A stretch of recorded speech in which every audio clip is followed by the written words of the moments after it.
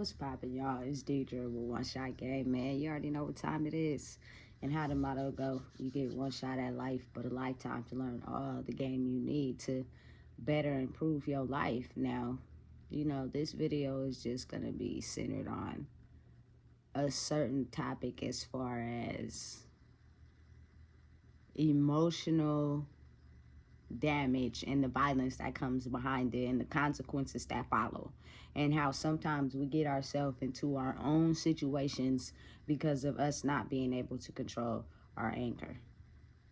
You know what I'm saying? So again, thank you to all my supporters. You guys are the reason that I do these videos for. I think it's very important that you guys need to know, because as people, we're only giving the government the chance to one-up us because of the fact that we can't control ourselves when we are very emotionally damaged.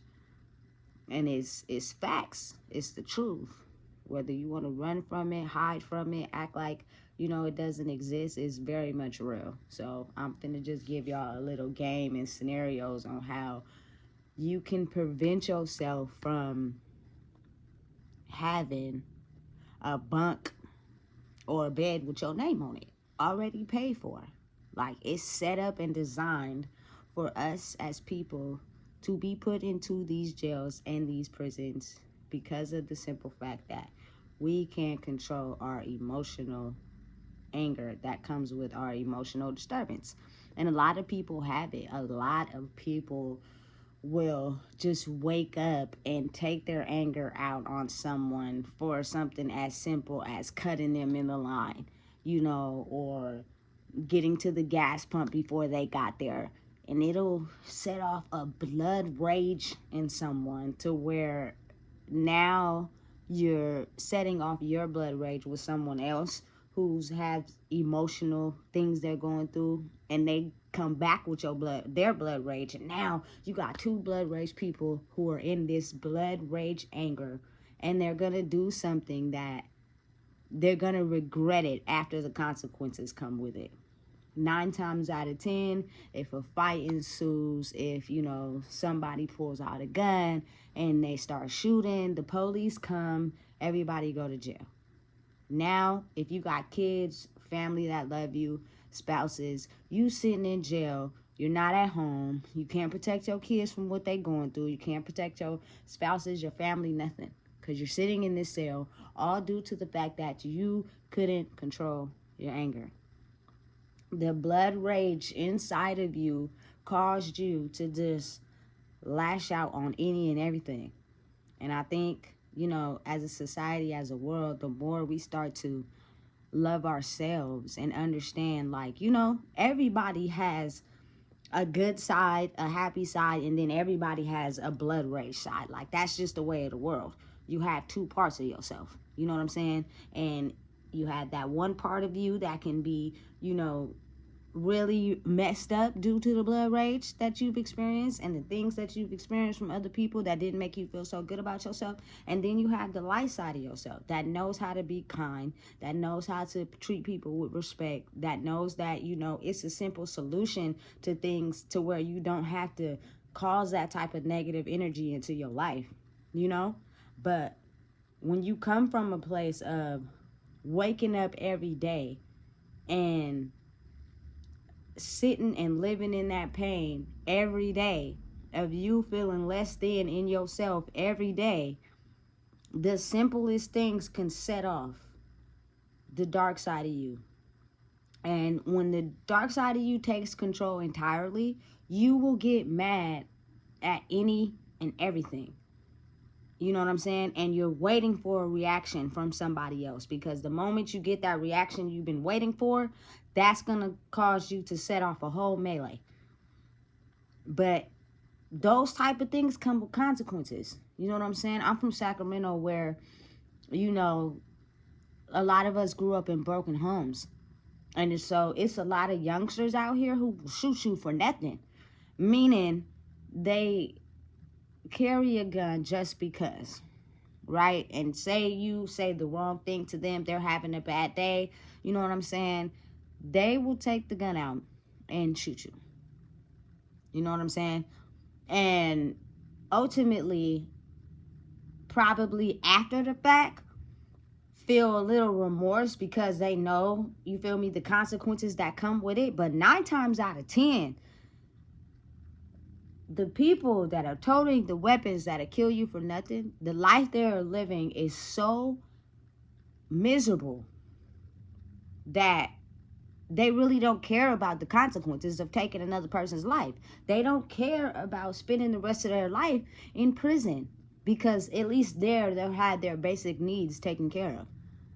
As whereas out here, you know what I'm saying, they struggling, moms kicked them out, they probably sleeping at a friend's house or on the street, chilling with their buddies, you know what I'm saying, living in poverty, you know what I'm saying, not really having no money in their pocket. None of those things come with money. Broken mindset to be able to think it's okay to just hurt somebody for nothing. And it all boils down to the fact that we let our childhood trauma and the things people told us about ourselves control who we are. And the more it controls who we are, you get validation from hurting others because you're so hurt that you don't care about the consequences. You actually are okay with that, only because of you still living in a place of being hurt from when it happened to you. 9 times out of 10, when people do things that come with serious consequences, they don't think about the consequences at that time. Like, that's just not what they're thinking about. They're thinking about all the rage, all the pain, all the things that people have done and said to them. It just sets off a reaction, a domino effect. And now it just, sets off a whole situation to where once the consequences process, that's going to take a minute. Now when you're, sitting in the back seat of a cop car in handcuffs, then it finally registers that maybe what you did wasn't the right thing to do. But it's kind of too late for that now. So I just think that the more we learn how to love ourselves, it is not an easy process. It is something that really has to be practiced and learned, taking different course of action, taking different course of steps. Otherwise, the police are hell-bent on making sure that they put us in a cage, because they know that a lot of us can't control our anger. A lot of us come from broken homes, and so that's majority of the reason why they're put into our neighborhoods, because they know it's going to take one little thing, one little reaction, for you to set off a whole situation, and we come arrest you and got you right where we want you. It's crazy the way the world works, but it's the way it is. I remember one time I pulled up to the gas pump on Franklin and 47th, right? And it was this, around my age black gentleman. He hopped out of a van, right? But, the van had busted windows in the back. You know what I'm saying? He looked like, it was like 7 o'clock in the morning. He looked like, he was just already waking up, having a bad day. He probably was at the gas pump putting his last $2 in the gas. Who knows? But the white lady on the side of him had got to the gas pump that he was trying to get to first. So he hops out the van and starts yelling at the older white lady, right? I'm paying attention. I'm watching. This is not my business, and I'm not going to get involved in it, but I'm observing and I'm paying attention. He is yapping, threatening her, saying all types of things, right? The older lady is just pumping her gas and not giving him the reaction he was looking for. What she was saying to him was, I'm not moving from my gas pump. I'm going to pump my gas, and after I'm done, if you want this gas pump, you can have it. But he's not hearing that, because he's still yapping. Aggressive, verbal, you know what I'm saying? Cussing at her, everything. He's not even really, feeding into what she's saying, because I'm assuming he comes from a background of aggressive, verbal abuse, that he can't even process that she's not saying nothing verbally aggressive to you. But let me tell you, at some point it starts to click in, because I think what she said was, I'm not gonna feed into nothing that you saying to me right now. I'm gonna continue pumping my gas and have a good day. And she stopped talking. And when she did that, he probably snapped at her for about one more minute, maybe like 40 seconds or something like that, and just walked away. So to me, when people do violent things, or you know what I'm saying, they create crimes or they act out of rage, it is because they solely want to do that. You have a choice. And the fact that he walked away was, to me, great, because you could have did something seriously to really hurt this older lady, all because you woke up having a bad day. She had nothing to do with it. She just decided to take a pump that she got to first before you got to it. You could have went and easily found another pump. But her taking that pump from you, which really wasn't taking it from you, she just got to it first. You took it as her taking it from you. And you may have had a lot of things in your life taken from you, so you instantly got mad. But think about it. Due to that anger of how you feel inside yourself, had you would have did something to this older lady, and say the police would have came, or she would have called the police, or whatever, the consequences for you would have been something that you had to deal with. All because of your level of anger inside yourself. Had nothing to do with that lady. You know what I'm saying? So I'm processing. I pump my gas. I get back in the car. And as I'm sitting in the car, I'm thinking to myself, that lady really handled this situation really great. You know what I'm saying? She really, probably without acknowledgement, let that young man know, like, your anger is not directed towards me. Your anger is inside of you. So I'm going to go about my day and do what I need to. And whatever you choose to do after that is on you. The best thing you can do a lot of times when you know that someone is filled with anger is to not respond, not react. Because a lot of people in this world are waiting for you to react. That's going to give them the green light to go ahead and do whatever they feel is necessary to get that rage out. And they're not going to be aware of the consequences until after it's all said and done. And by that time, it's too late. You can end up seriously hurt or dead. This is the world where it is a lot of angry, broken people. A lot of them don't care. As soon as you give them what they're looking for, it's on and cracking. So, like, you know, the more you love yourself, you be able to approach the situation with caution, able to feel out if this person is really in a violent rage and you say anything to them. You don't know if they're going to go back to the car and get a gun. You don't know what's the case. Like, a lot of people be dying for no reason. They can't control their rage and their anger. It is people out here that pretend and be nice and sweet, but you say the one wrong thing to them that'll trigger something from their childhood, and you just might die today. And they don't care.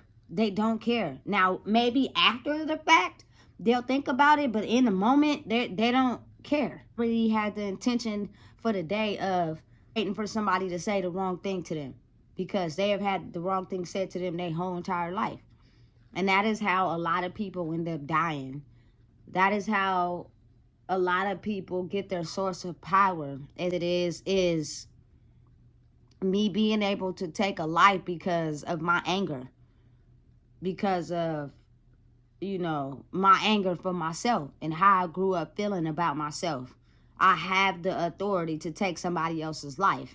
Goes for anybody. You know what I'm saying? People really start to change to the dark side and let the dark side get the best of them. Now, let them be around people that also have that dark side of anger. You won't really see it until a trigger is punched. If they're around people that don't have that dark side of anger about themselves and they're okay and content with who they are, a lot of times they'll pick on them for no reason. So if it is something that ticks you off or makes you mad, they'll do it on purpose because they're trying to see if you're going to change to the dark side like that. They're envious and jealous that you're not on the side they're on. So they're going to do whatever they can to try to get you to go over there. That's why it's very important. You got to be careful who you surround yourself with. Like, that is really a very important lesson in life in general. Like, for me personally, I'm not gonna go to, functions where I know it's potential gang members there and they're gonna be toting guns, especially if there's no security, because this is a family event and you have two people that's from opposite gangs coming to the same party. It's a potential, you feel me, situation that could happen just from maybe a different gang member stepping on a gang member's shoe, and he didn't got mad and he pulled out his gun and shoot everybody, or shoot his intended target but can't shoot, and bullets have no name, and so he ended up hurting innocent people in the process. Like, a lot of people's triggers in the world are very small, but they have a good, armor, or personality, or defense that'll make you think they don't got a trigger, but they do. You know what I'm saying? Like, people just got to be smart. Don't be putting yourself in situations and doing things that is going to come with bad consequences, because ultimately you lose in the end. Prison and jails is only set up for people who can't control their anger, and people who choose to make decisions based off of how much they value themselves. If you value yourself enough to understand and know, hey, going to prison and going to jail is not someplace I want to be, you will make the right decisions. I promise you. All it takes is for you to experience one thing you don't like, and you'll make a better choice. That's all it takes. And sometimes it's harder. Some people, like, people that go back and forth to prison like it's a revolving door. And I strongly believe that's because they go back to the same setting that already made them feel less than. So it's like you're being taken out of it and being put back in it. So it's really hard for your mind to be able to think highly of yourself if you're being placed back into the same scenario that made you feel less than. You're being put back into the same circumstances with people who are doing the same things, committing crimes. So you don't have any outside resources, any outside outlets you can go to and try to change your life. Robbing, stealing, and killing, like I said again, comes with consequences of ending up in a jail cell, when all you have to do is find someone you can look up to that'll lead you in the right direction, that will not have you ending up in a jail cell where you lose your freedom. And you got to really want it for yourself. You got to think really highly of yourself. For a long time, I didn't. I ended up in a situation like prison where, a lot of the facilities I went to, especially McFarland was the last facility I went to, they had a lot of Black women counselors that encouraged me to do better. Really didn't look at me as a felon. They looked at me as a regular person. Gave me the strength that I needed to be able to understand this is not the life you want to live. You just needed a little break because life was whooping your ass. You didn't know how to get out of the box because you had no one to show you how. Wasn't hanging around the right people, because you can't bring a certain type of energy to you of people who are doing different things if all you attracted to yourself is what you know.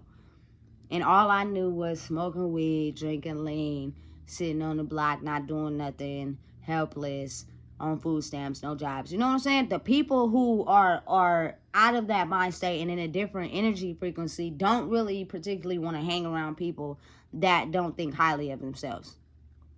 And that's something I had to learn, because I didn't always know that. And it's just the change of thinking. For instance, let me take it back to another scenario I see a lot.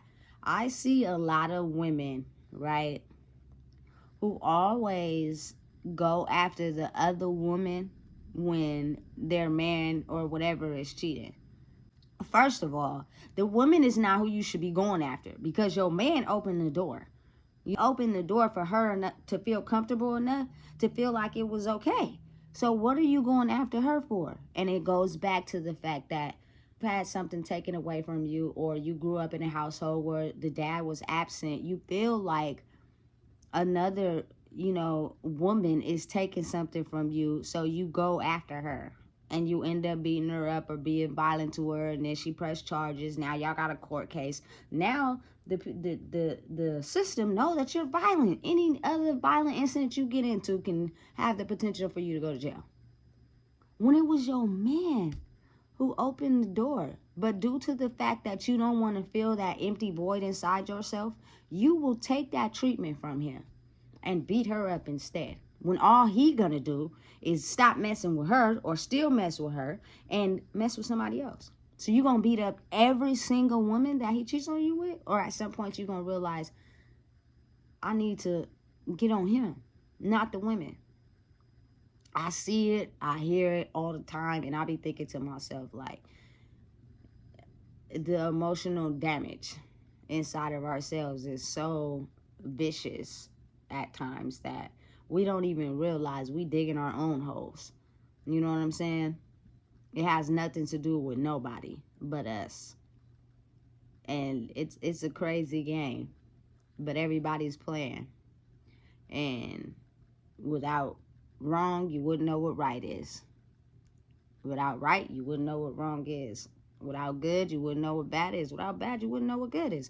It's all in and out the door, back and forth. You know what I'm saying? But if you learn how to really just control that side of you that is filled with rage and anger, your life will have a lot more positive results, because you now have learned how to master and control that person, and they don't take control of your life. Because if you do not control that person that's emotionally scarred, it's gonna always lead you to lash out in that emotionally scarred person, and that doesn't come with good consequences. You know what I'm saying? But if you learn how to control it and you elevate out of the space of being nice and kind and understanding, and realizing that if I do react out of that emotionally scarred person, it's going to end up with bad consequences that I don't want. But if I know who I am, I know what I've been through, I know what I could tolerate, I know my triggers, I know my mistakes I've made in life, you become so confident with being who you are, because you understand that everybody has a story to tell. Everybody's made mistakes. Again, some people are just good at hiding them. And they know they made mistakes, so they purposely take their anger out on others and pick on others, because that person has finally been okay with who they are. And once you are okay with who you are, you will not allow certain situations to control your day, your destiny, your life, your future, because you have come to an understanding of who you are. We are all different. We're all powerful. We're all strong. We all have a story to tell. We've all made mistakes. There's not a perfect person in this world. So you have to get control of the emotionally scarred person inside of you.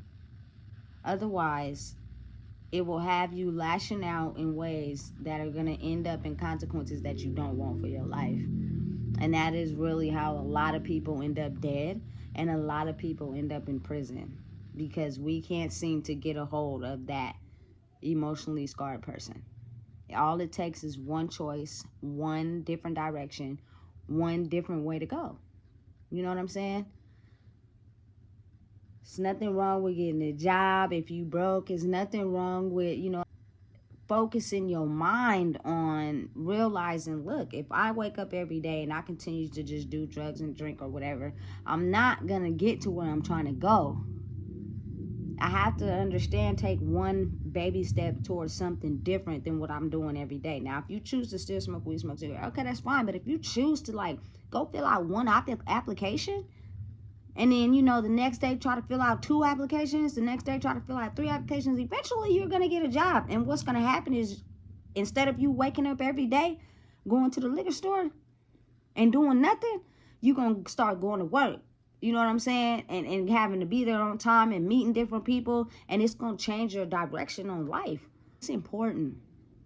But you won't be able to even accomplish things like that, or even look forward to even believing that that's possible, if you don't love yourself, if you don't want something more for yourself. We got to change the dynamic out here. Nobody wants to die. Nobody want to go to jail.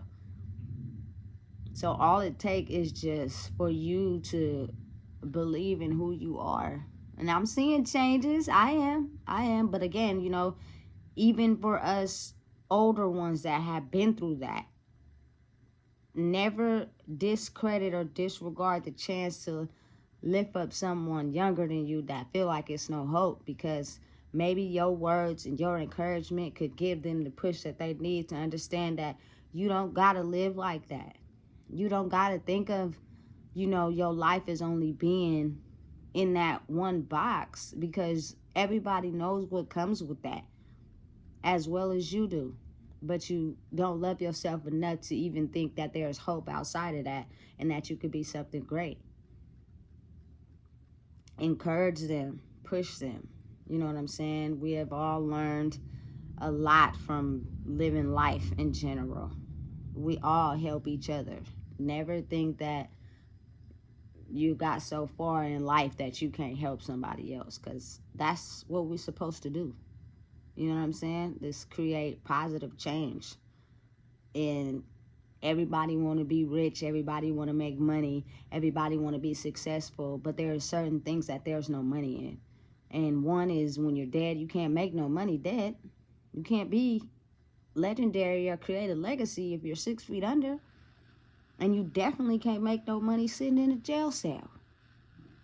There is absolutely no money in that at all. So whatever you're doing that's attributing to you possibly going to jail or getting killed, really wake up and refocus what you're doing, because it is no money in those things at all, period. So all it takes is for you to believe in yourself and change your course of action, because nobody will love you like you love yourself. I don't care about your homies. I don't care about, you feel me, certain people, like, in your family, or your people who you thought was your family. Like, they're leading you in the wrong water to drink. Them is not your people. For real, for real. Put here for a reason and a purpose, and we all want to be successful and have what we need to take care of our basic necessities and some, which means you can't be going to jail, and you can't be thinking you're going to die or killing somebody. You know what I'm saying? Or having a marker on your head to where somebody kill you. Because there's no money in that at all.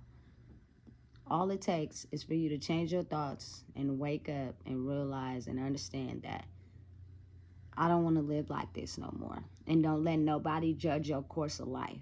You do what you need to do to succeed for you, and you'll win. Man, you already know what time it is. This is Deidre with One Shot Game. And please make sure you like, comment, share, and subscribe, because you guys are the reason why. I just feel like it's important for us to understand that, or else, you know what I'm saying, we just gonna end up hurting ourselves. Ain't we tired of that?